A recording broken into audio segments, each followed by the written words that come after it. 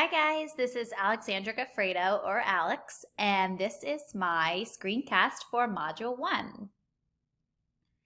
So first, just a little bit about me. I'm a first grade teacher in the Central Dauphin School District. I have been with Central Dauphin I just finished my 5th year, and I taught kindergarten my first year and then first grade for the past 4 years. And up here is our socially distanced classroom. We were really lucky to be for the majority, we were in person this year, so that was great. I'm interested in STEM to gain more knowledge of how I can use hands-on activities for my students, especially in first grade. They always want to use those hands-on manipulatives. So that's really why I got interested in STEM in the first place. So some things about me. I'm married. This is my husband, Nick. We actually just got married this past October. So we had a pandemic wedding, but everything worked out. I love horseback riding. This is my horse Goliath, and I'm also a dance teacher. So this is my last course in this master's program, and along the way, I've kind of defined STEM on my own as investigative learning. I think it has to be hands-on, it's collaborative, and it includes a lot of opportunities for real-world problem solving. It's combining science, technology, engineering, and math concepts into one cohesive unit and not just teaching them in their isolated forms. Some interesting things I found from the Vasquez text.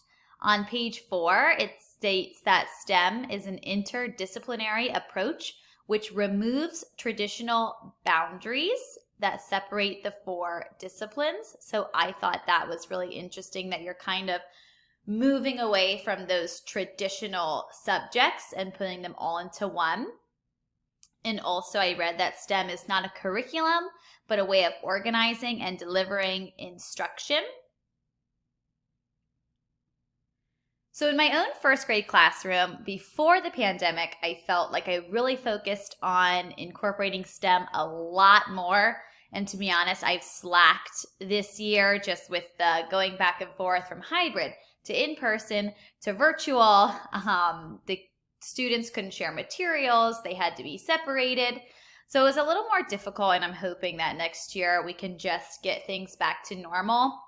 But one specific activity did come to mind when I was thinking back on this past year, and that was building 3D shape models in math.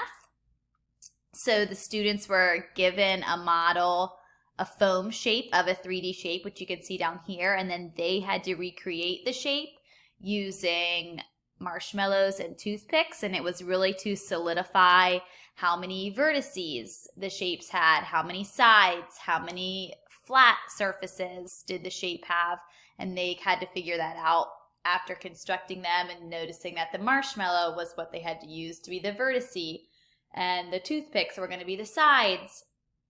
And a quote from the Vasquez text I found helpful when thinking about this was that the addition of technology or engineering, in this case, can make a traditional math or science lesson come alive, which is really why I hope to incorporate more STEM in the upcoming year to really interest my students more. So in this particular lesson, when it comes to science, the students were asking questions, they were developing their own models, they were engaging in arguments from their evidence about how many vertices or sides or surfaces the shape has, they were communicating their information. Same thing when we move over to the engineering column. They had these last 2 in common and the models. I did not really think I used any technology in this lesson, so I just left that column blank. And in mathematics, they were persevering through their problems, using their tools strategically to build their models, and they were attending to precision. Why is STEM education important? Pretty much, we want our students to be able to not only function in our society, but thrive in it. And as we know, they're living in a very highly technological world. So I think any tools that we can give our students, that's great. And they should have all those tools at their fingertips.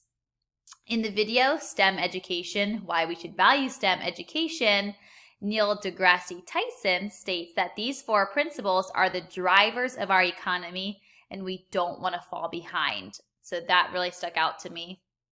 And similarly, in the second video, STEM Integration in K-12 Education, it was said that these are the disciplines that are vital for a thriving economy. So once again, we want our students to be able to thrive in the world that they live in. So why not give them as much education and, as the text stated, STEM literacy as possible? So my goals for this class is I really want to become better at creating STEM learning opportunities for my students.